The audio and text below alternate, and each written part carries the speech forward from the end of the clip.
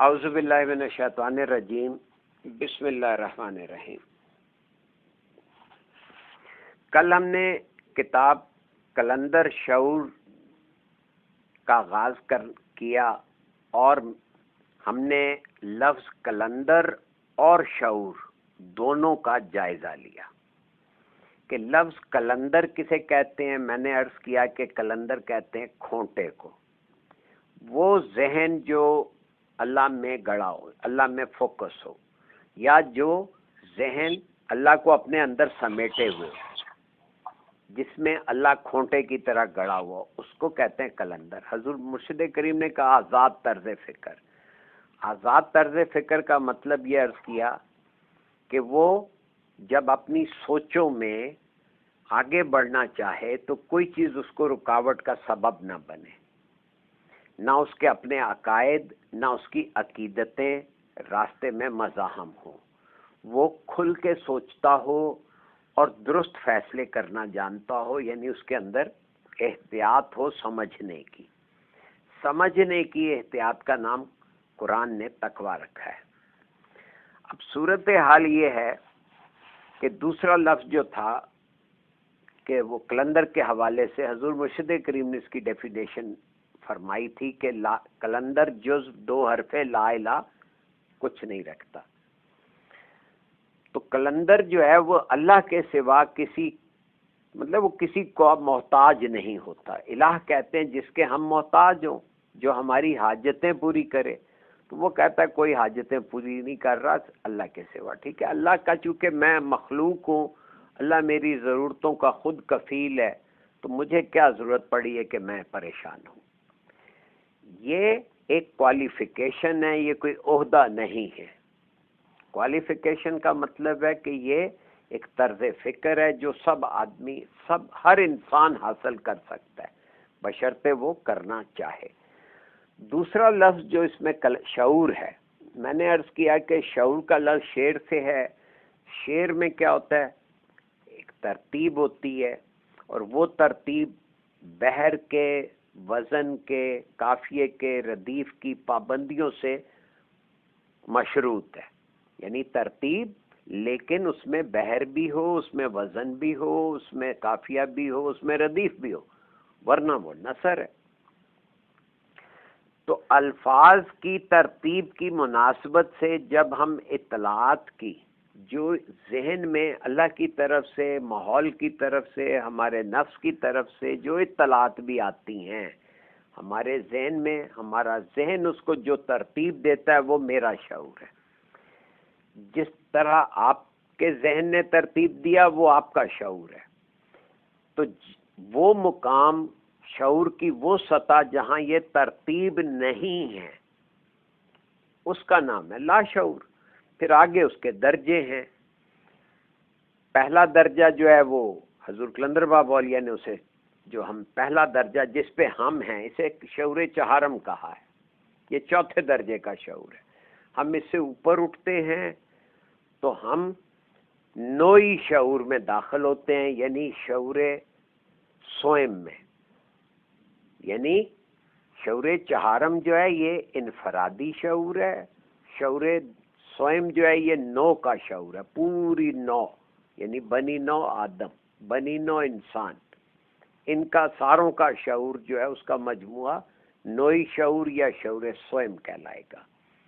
پھر جب تمام انواع کے شعوروں کا مجموعہ کیا جائے تو وہ کہلائے گا کائناتی شعور۔ تو کائناتی شعور سے اوپر ہے ورائے کائناتی شعور یا اللہ کا ذہن۔ تو یہ شعور کے 4 درجے ہیں۔ قلندر ایسے شعور کا حامل ہوتا ہے جو ان 4 درجوں سے آگاہ ہوتا ہے اور ان کو جانتا ہے۔ اب آج ہم اس کتاب کے اگلے مرحلے پہ اس کتاب کا مطالعہ شروع کرتے ہیں۔ تو اس میں ہم دیکھتے ہیں کہ اس کا انتصاب جو ہے وہ حضور مرشد کریم نے حضور قلندر بابا اولیاء کی ربائی کی صورت میں کی ہے۔ ربائی یہ ہے کہ اچھی ہے بری ہے دہر فریاد نہ کر، جو کچھ کے گزر گیا اسے یاد نہ کر، دو چار نفس عمر ملی ہے تجھ کو، دو چار نفس عمر کو برباد نہ کر۔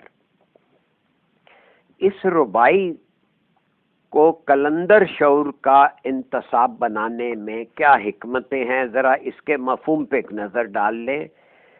دہر کہتے ہیں زمانے کو، دہر زمانے کی وہ حالت ہے جو اللہ کے ذہن میں ٹائم چل رہا ہے، اس سے نیچے وقت ہے، اس سے نیچے اثر ہے، اس سے نیچے ہین ہے۔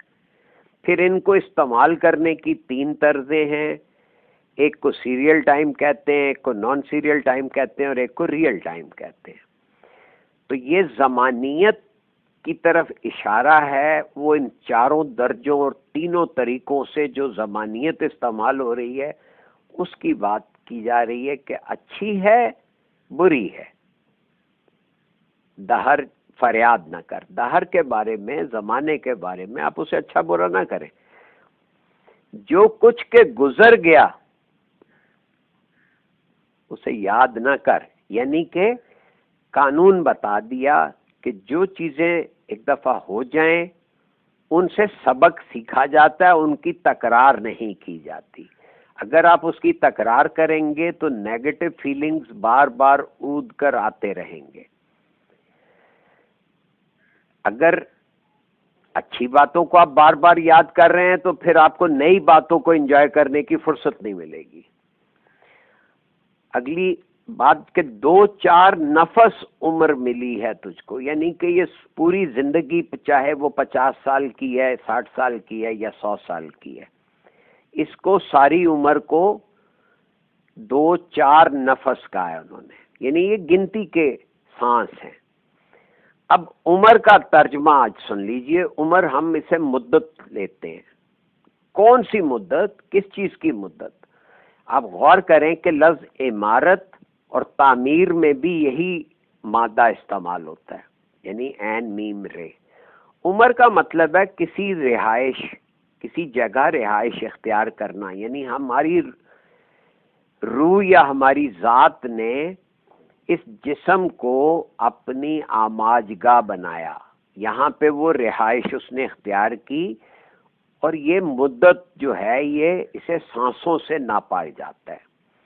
تو کہا کہ اس کو ضائع نہ کر، کیا لفظ استعمال کیا؟ برباد نہ کر، یعنی کہ ہم وقت کا ضیاع اس طرح کرتے ہیں کہ وہ کسی کام نہیں آتا، برباد۔ تو یہ باتیں سمجھنے کی ہیں کہ اس ربائی کا کتنا گہرا تعلق ہے کلندرانہ طرز فکر سے۔ اگر ہم کلندرانہ طرز فکر حاصل کرنا چاہتے ہیں تو یہ ربائی میں جو میسج ہے وہ ہماری بہت مدد کر سکتا ہے۔ کیا کہ ہم یہ اپروچ اپنا لیں کہ جو کچھ گزر گیا گزر گیا، اب اسے سبق سیکھنے کے لیے استعمال کیا جا سکتا ہے، لیکن اس پہ دکھ کا اظہار کرنے کے لیے نہیں کرنا چاہیے۔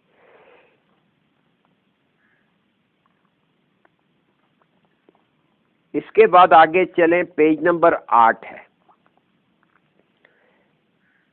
یہاں سے کتاب کا آغاز ہوتا ہے۔ بسم اللہ الرحمن الرحیم۔ اللہ نے اپنے ذہن میں موجود کائناتی پروگرام کو شکل و صورت کے ساتھ وجود میں لانا چاہا تو کہا کن۔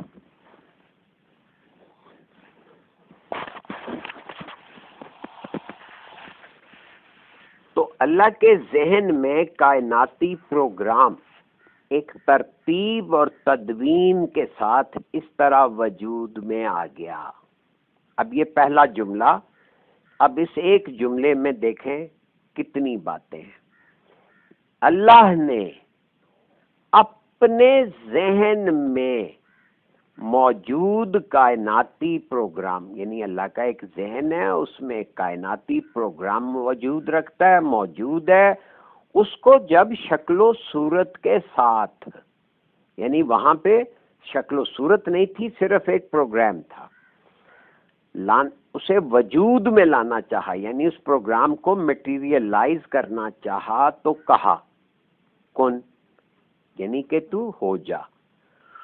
تو اللہ کے ذہن میں کائناتی پروگرام ایک ترتیب اور تدوین کے ساتھ اس طرح وجود میں آ گیا، یعنی ترتیب آ گئی اس میں ہر چیز کے. تدوین ایڈیٹنگ کو کہتے ہیں، ترتیب ارینجمنٹ کو کہتے ہیں، کہ کس چیز کو کہاں رکھنا ہے یہ تدوین کہلاتی ہے. یعنی اس کو ایڈٹ کیا جاتا ہے نا جب کسی جملے کو، تو اس لفظ کو اٹھا کے ادھر رکھ دیا، تو اس کو ادھر رکھ دیا. ترتیب اور چیز ہے اور یہ ایڈیٹنگ اور چیز ہے. تو اللہ نے کائناتی پروگرام کو ترتیب بھی دے دی اور اس کو ایڈٹ کر کے تدوین کر دیا، مدون کر دیا، ایک طرح سے اس کو سیٹ کر دیا. اور اس کی جو ترتیب اور سیٹنگ بنائی وہ یہ بنائی کہ بڑی چیز پہلے، پھر چھوٹی، پھر چھوٹی، پھر چھوٹی، پھر چھوٹی. یعنی کہ ایک بڑی چیز، پھر اس کے ٹکڑے، پھر اس ٹکڑے کے اندر جو ٹکڑے ہیں ان کو، پھر اس ٹکڑے کے اندر ٹکڑے جو ہیں ان کو واضح کرتے چلے گئے. اب دیکھیے کیا ہے، ایک کتاب المبین، 3 لفظ ہیں. ایک یعنی کہ اس میں دوئی نہیں ہے، اس میں وحدانیت ہے، توحید ہے، یعنی وہ ایک ہی چیز ہے، کوئی دوسری نہیں ہے. لہٰذا اس کو نہ کمپیئر کیا جا سکتا ہے نہ ڈیفر کیا جا سکتا ہے، یعنی اختلاف نہیں کیا جا سکتا اس سے. کتاب کہہ کر متوجہ کیا کہ اس میں کوئی چیزیں لکھی ہوئی ہیں، کوئی چیزیں ریکارڈ ہیں، کوئی طرزیں بند کر دی گئی ہیں، یہ ایک سانچہ بنا دیا گیا ہے. مبین واضح، روشن، یعنی ایسی کتاب، یعنی ایک پیچھے دیکھیں کیا الفاظ کہے ہیں، کائناتی پروگرام. تو یہ کتاب المبین کیا ہوئی، کائناتی پروگرام. کتاب المبین اصل میں کیا ہوئی، وہ کائناتی پروگرام جو اللہ کے ذہن میں ہے. اب دیکھیں نا، ہم کتاب المبین پڑھتے ہیں اور پھر اس کے بعد ہمارے ذہن میں کوئی ترتیب یا کوئی اس کی شکل نہیں بنتی، لیکن حضور مرشد کریم نے پہلے وہ شکل واضح کی کہ اللہ کے ذہن میں کائناتی پروگرام کا نام ہو گیا کتاب المبین. اب اس کتاب المبین میں 30 کروڑ لوہے محفوظ ہیں. اب یہ 30 کروڑ الواح محفوظ کیا ہیں، یہ ایک جیسے کمپیوٹر کا ایک بڑا سافٹ ویئر ہے، ایک بڑا پروگرام ہے، آگے اس کی 30 کروڑ فائلیں ہیں. اس پروگرام سے ریلیٹڈ 30 کروڑ فائلیں ہیں، یا اتنی بڑی کتاب ہے جس کے 30 کروڑ صفحات ہیں، اور ہر صفحے پہ پوری کائنات سے ریلیٹڈ پروگرام دیا ہوا ہے. اب کتاب المبین میں 30 کروڑ لوہے محفوظ. یہ لوہے محفوظ کا تھوڑا سا تصور آپ کے ذہن میں واضح کر دوں کہ یہ لوہے محفوظ، ہم نے محفوظ کا مطلب رکھا حفاظت سے رکھی ہوئی چیز، لیکن آپ غور کریں عربی طریقہ یہ ہے کہ وہ حفظ میں نے حافظے میں رکھنا، محفوظ یعنی کہ جو چیز حافظے میں محفوظ ہو گئی اس کو محفوظ کہا. لوح کہتے ہیں حافظے کی سطح، حافظے کی وہ سطح جس کو کنزرو کر لیا جائے، فائنل کر دیا جائے. اب یہ جو کائناتی پروگرام کی کتاب ہے کتاب المبین، یعنی کائناتی پروگرام ایک کتاب المبین کہلا رہا ہے. اب اس میں 30 کروڑ فائلیں ہیں. اب ایک فائل جو ہے وہ کیا ہے، ایک لوہے محفوظ میں یہ ایک فائل ہے، اس میں آگے 80,000 حزیرے. اب یہ حزیرہ کیا ہوتا ہے، حزیرہ اصل میں کسے کہتے ہیں اسے چھوڑیں، آپ یہاں پہ سمجھنے کے لیے گیلیکٹیل سسٹم، کہکشانی نظام کو لے لیں، ٹھیک ہے. تو ایک لوہے محفوظ یعنی ہماری یہ پوری کائنات جس میں 80,000 حزیرے ہیں وہ ایک لوہے محفوظ کے تحت ہے. تو گویا 30 کروڑ کائناتیں، 30 کروڑ کائناتی پروگرام ہیں یہ کتاب المبین. اب وہ ایک حزیرے میں کیا ہوتا ہے؟ اب ایک حزیرہ جو ہے یعنی ایک کہکشانی نظام جو ہے اس میں 1 خرب سے زیادہ مستقل اور آباد نظام ہے. 1 خرب سے زیادہ مستقل نظام اور 12 خرب غیر مستقل نظام. اب اس کو یوں سمجھیں کہ 1 کے مقابلے میں 12 غیر مستقل نظام کام کر رہے ہیں. 1 خرب سے زیادہ. یہ جب میں نے مرشد کریم سے اس کی وضاحت چاہی تھی تو حضور نے فرمایا کہ یہ عارضی مستقل اسے کہہ سکتے ہیں، کیونکہ مستقل کائنات میں کچھ بھی نہیں ہے سوائے اللہ کی ذات کے. ہر چیز عارضی طور پر مستقل ہو سکتی ہے. اب اس کی ایک مثال سمجھ لیں. دیکھیں انسان کے جسم میں 12 نظام کام کر رہے ہیں. میڈیکل سائنس یہ بتاتی ہے کہ ایک انسان کے بدن میں 12 نظام کام کر رہے ہیں. مثلا اسکیلیٹن سسٹم ہے، مثلا اس کا مسکولر سسٹم ہے، مثلا اس کا نروس سسٹم ہے، مثلا اس کا سرکولیٹری سسٹم ہے، ریسپائریٹری سسٹم ہے، ڈائجسٹو سسٹم ہے، پھر غدودوں کا نظام ہے وغیرہ وغیرہ. ٹھیک، یہ سارے نظام 12 نظام. یہ نظام جو ہیں یہ آپس میں سنکرونائز کر کے ایک نظام کو یعنی انسان کے وجود کو چلا رہے ہیں. اسی طرح پورا کائناتی نظام بھی مستقل یعنی قدرے پائیدار اور غیر مستقل قدرے ناپائیدار نظاموں پہ مشتمل ہے. اب اس کی دوسری مثال لیں. اب گندم کھاتے ہیں.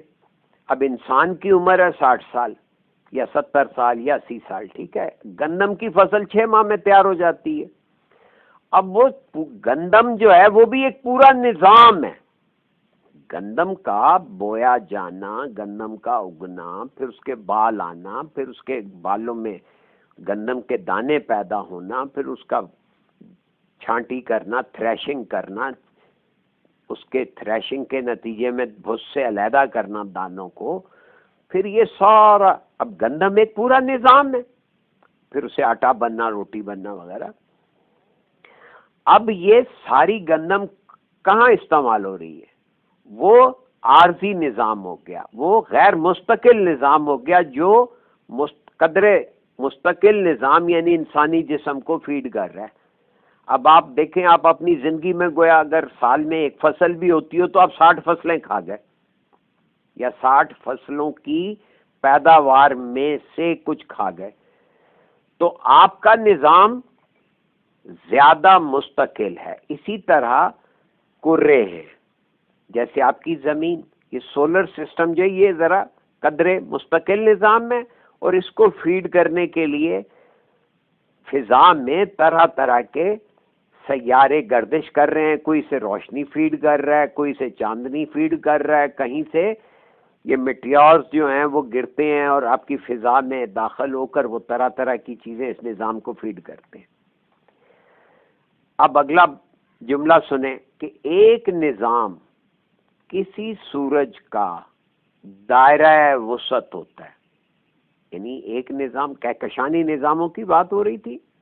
کہکشانی نظاموں میں 80,000 کہکشاں، پھر ایک کہکشاں میں 1 خرب سے زیادہ مستقل آباد نظام، اور پھر ایک نظام جو ہے یہ اصل میں کیا ہے؟ یہ پورے سورج کا دائرہ وسعت ہوتا ہے. اور ہر سورج یعنی اسٹار کے گرد 9، 12 یا 13 سیارے گردش کرتے ہیں. یہ سارے کا سارا جملہ ایسے لگتا ہے جیسے یہ مادی زون کے حوالے سے. ساتھ ساتھ اگر آپ اس کو اپنے روحانی نظام کے لیے دیکھیں تو سورج سے مراد ہے روح اعظم.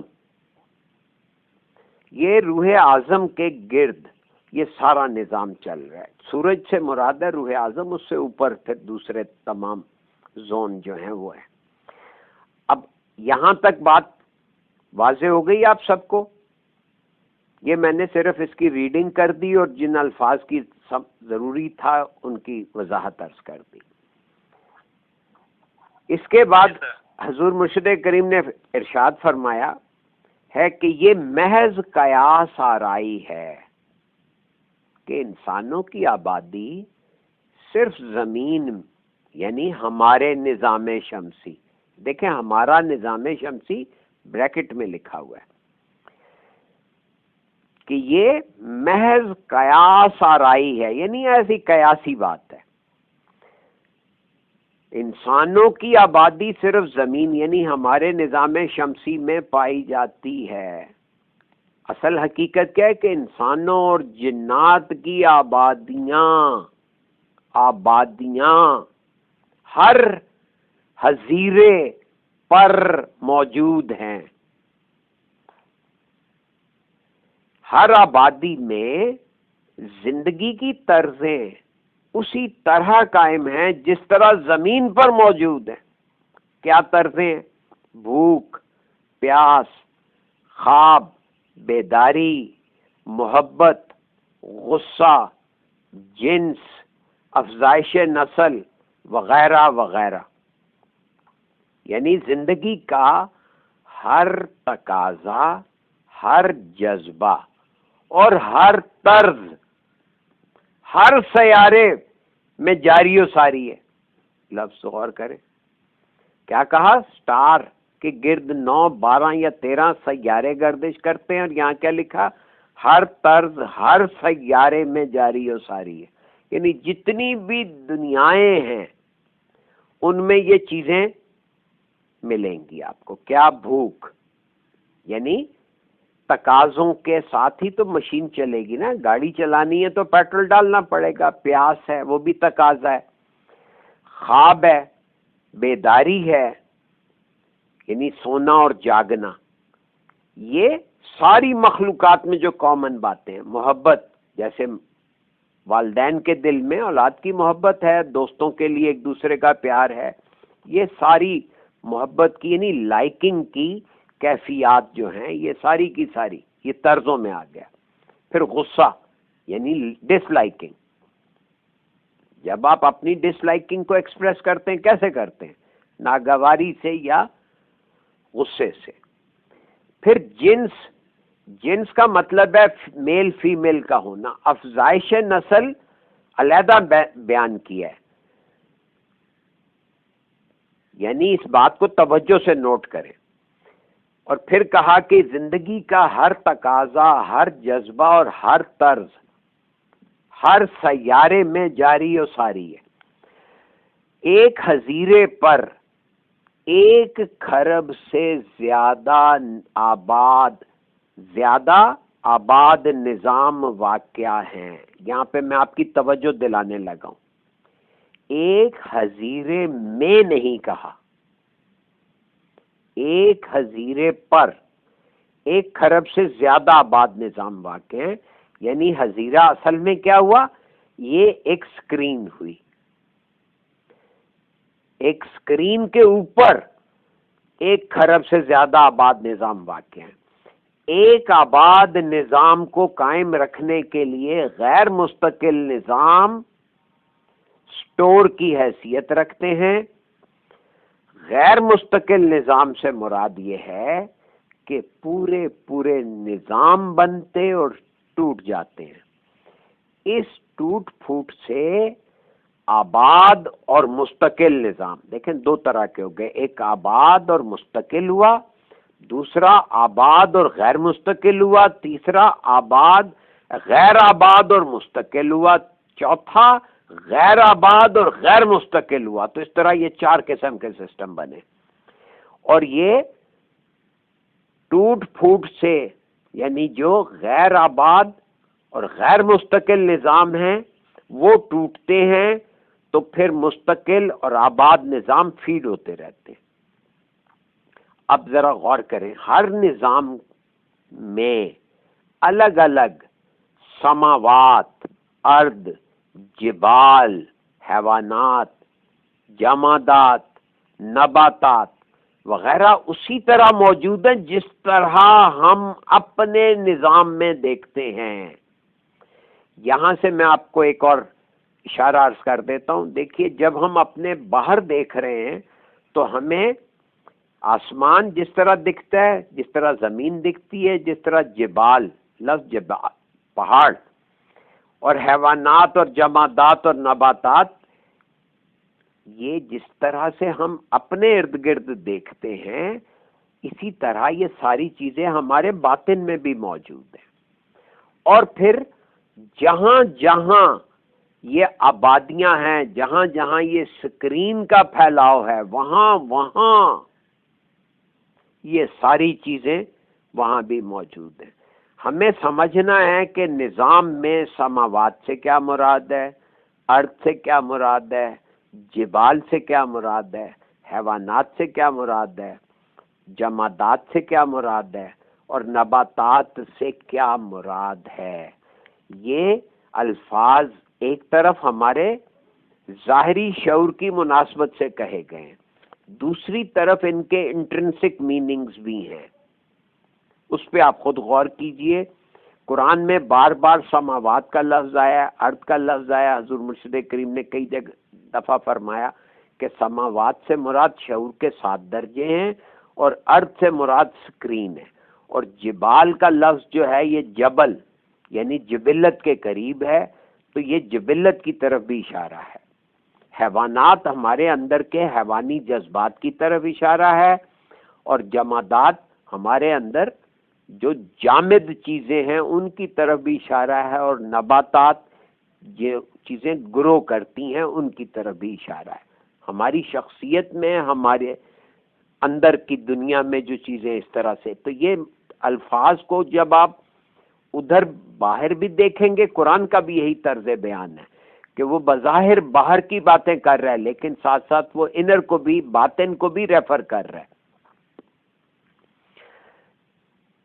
خیر اس کے بعد حضور مرشد کریم نے ارشاد فرمایا کہ اللہ نے جب انسان اور جنات کو اپنی محبت کے ساتھ پیدا کیا تو اس کے لیے رہنے کے لیے جنت کو اپنا پسندیدہ مقام قرار دیا اور کہا اے آدم تو اپنی بیوی کے ساتھ جنت میں قیام کر، اور جہاں سے دل چاہے خوش ہو کر جنت کی نعمتوں سے اپنی بھوک رفع کر اور اپنی پیاس بجھا. اور دیکھ اس درخت کے قریب نہ جانا ورنہ تیرا شمار ظالموں میں ہوگا. غور کریں، اللہ نے واشگاف منع کیا، یعنی حکم دے دیا کہ اس درخت کے قریب مت جانا. اب یہ ایک فالتو کی بحث ہے کہ وہ کون سا درخت تھا، وہ جو بھی تھا. اگر آپ نے دلچسپی لی تو وہ میں اپنا حاصل فکر آپ سے ضرور شیئر کر دوں گا کہ اس درخت سے اصل میں کیا مراد ہے. حضور مرشد کریم نے فرمایا تھا کہ یہ نافرمانی کا درخت ہے، نافرمانی کی.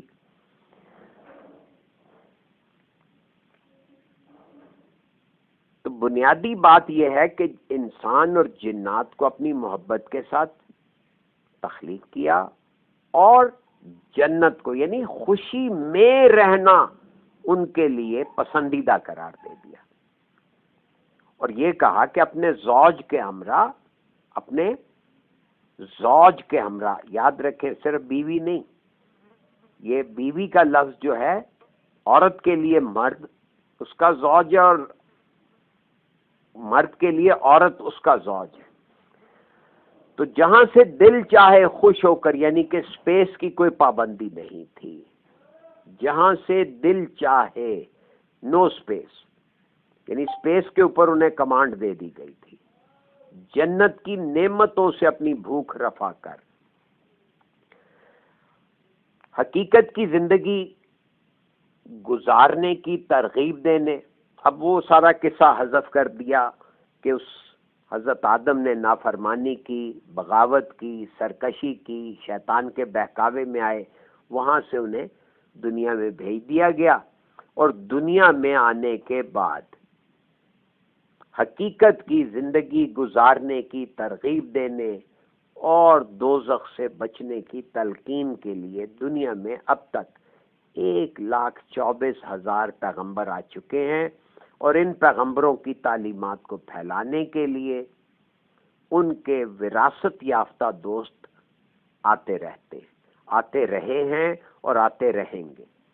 اور یہ تمام بزرگ اوتار اور اولیاء اللہ اپنے اپنے ماحول میں رائج زبان کے مطابق وحدانیت کا پرچار کرتے رہے کہ اللہ ایک ہے.